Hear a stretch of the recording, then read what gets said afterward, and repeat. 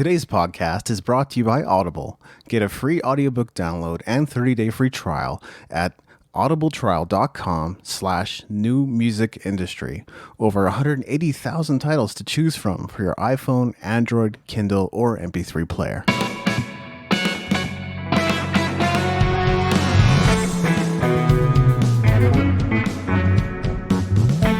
You're listening to the New Music Industry with David Andrew Weaver.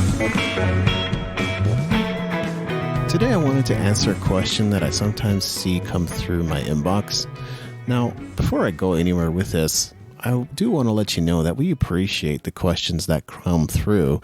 They really do form the foundation of the content we curate at the Music Entrepreneur HQ, and we do consider content to be one of our most important and strongest assets. I would not have published 4 books if that were not the case. So keep sending those questions.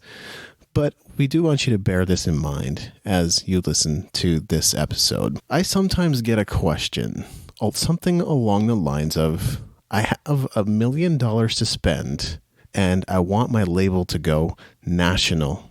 How would you suggest I spend that money? And this is a really weird question. Let me just say at the outset that is one of the strangest questions you could ask. Now, I understand maybe that is a true concern for you, but it seems to me that it's more likely it's tire kickers that are coming along and asking that question just to see, I wonder if this music consultant guy is any good. I have a feeling he's not that great. So let's just ask, let's just see how he would budget $1 million. Because $1 million seems like an overwhelming amount to a lot of people. Now, if you're in big business, $1 million really is nothing. But for the average person or the average musician, $1 million would be a lot of money. So they just want to throw out some kind of astronomical figure to stump you. Well, here's how I'm going to answer that question. Now, there are hundreds of different marketing channels we could utilize to help your label go national.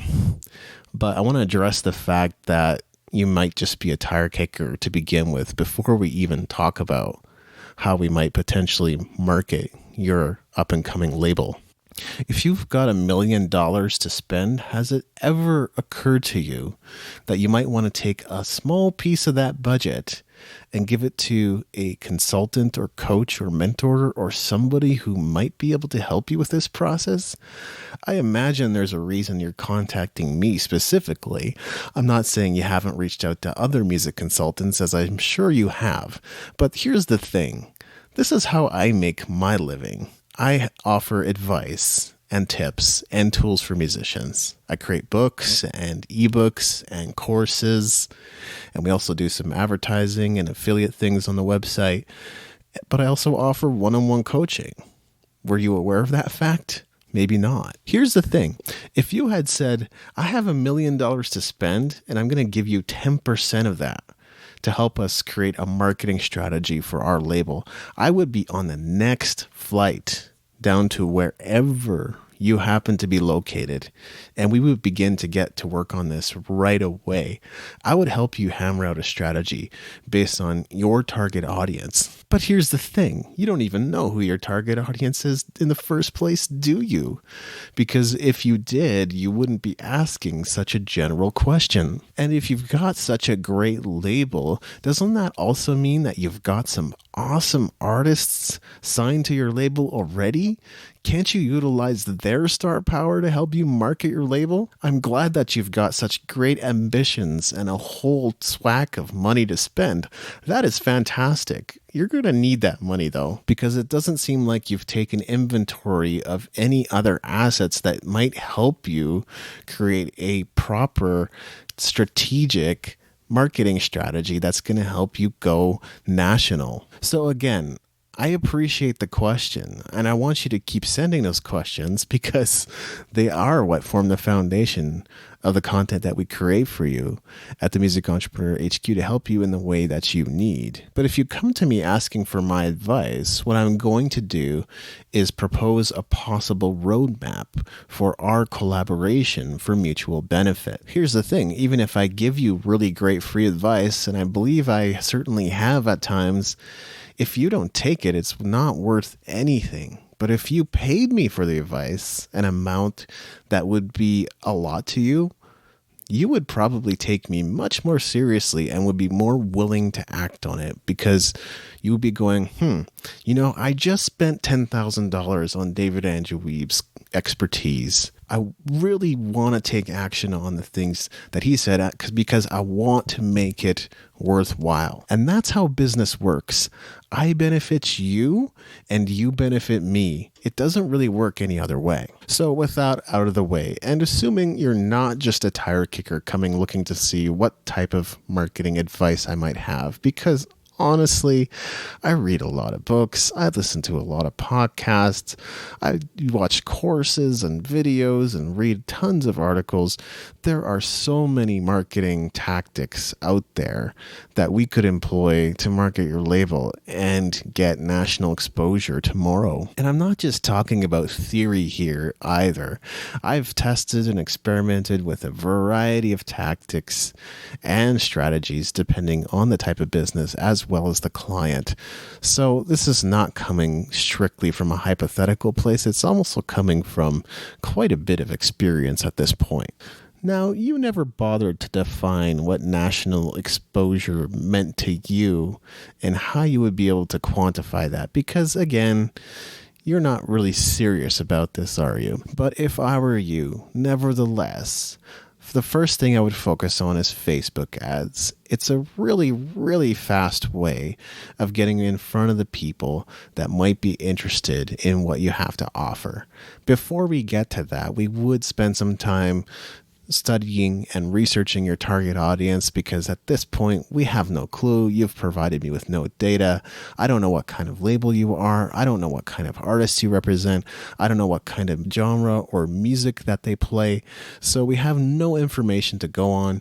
But in general, I would target people in North America. And knowing that some of the biggest spenders are preteen girls and teenage girls, that seems to be a pretty good place to start. Of course, it's really going to depend on the style of music and audience that likes that style of music. And since we have none of that information, that's the best I can give you. Number 2, could you collaborate with a celebrity, a well-known artist, or some kind of public figure to draw attention to the business? People get irrational about celebrities. If people really trusted doctors, we would see them more in proactive paid advertisements.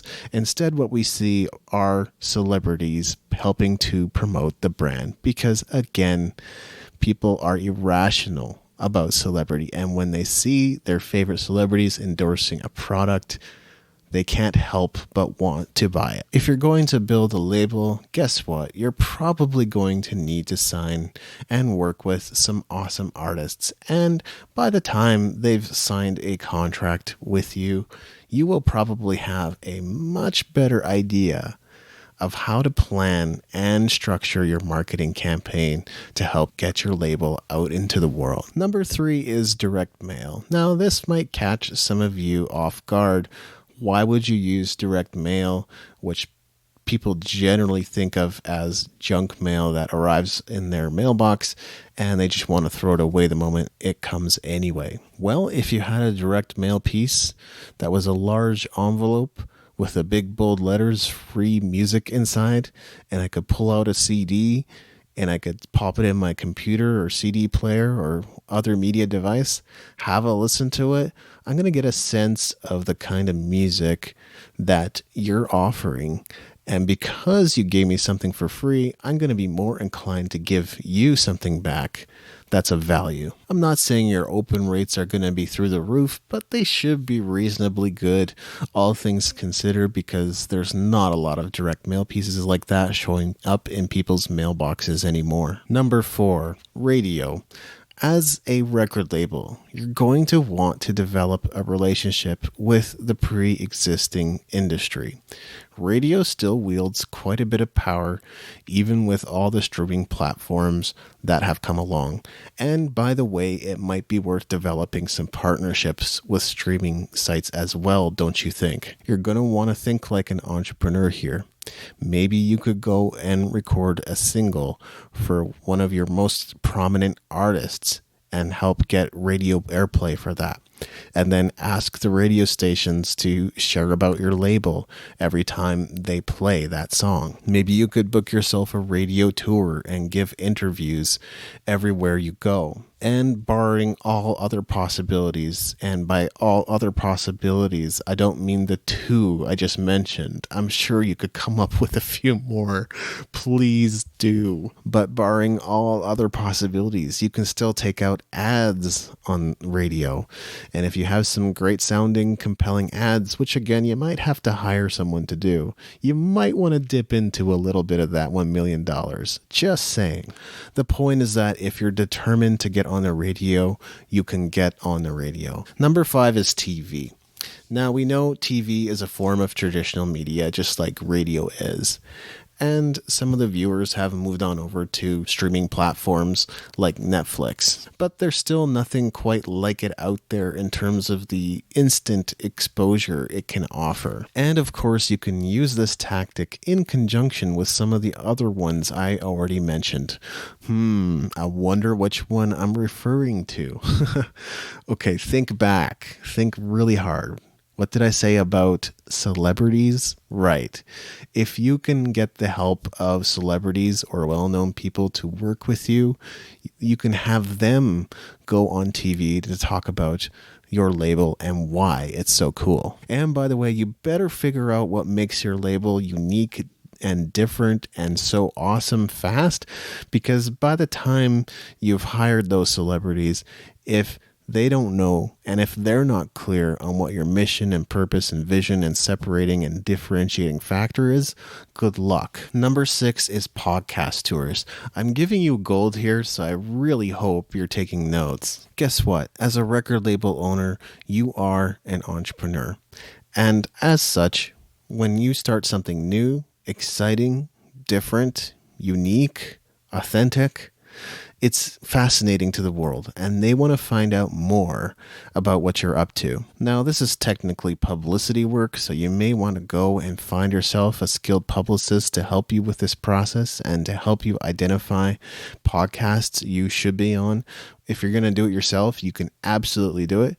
It just means you're probably going to be sending several hundred emails every single day, and you're not going to hear back from a vast majority of them. And some of them that you do hear back from are going to say no, but you're still going to get some yeses. So it's about running down those yeses. So that's what I'm going to offer you here. And all things considered, wouldn't you say that was a great answer to a question that wasn't terribly specific in the first place? There are a million other things you can do, whether it's setting up a blog, content marketing, social media, email, but you can fart around with that stuff for months and years before you build out your label. And if instant exposure is what you're looking for, if widespread exposure is what you're looking for, then prepare to be spend some money. And after all, you said you have $1 million, right? So maybe hire a coach or a consultant or a mentor. It doesn't have to be me, but you should probably look for someone that can help you with this. By the way, if you'd like to learn more about marketing, you're going to want to check out my book, The New Music Industry, Adapting, Growing, and Thriving in the Information Age. You can find it at musicentrepreneur.com/ebook. Don't get caught up in the web address. It is both a physical book and an ebook. So go to musicentrepreneur.com/ebook to learn more about marketing, as well as developing a business mindset and how you can develop yourself personally so that your inner game is totally maxed out. I appreciate you. Thank you for listening. Until next time.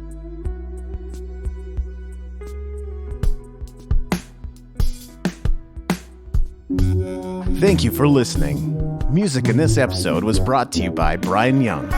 Wherever you're listening to this right now, please consider leaving a 5-star review and comment to help us get the word out about the podcast.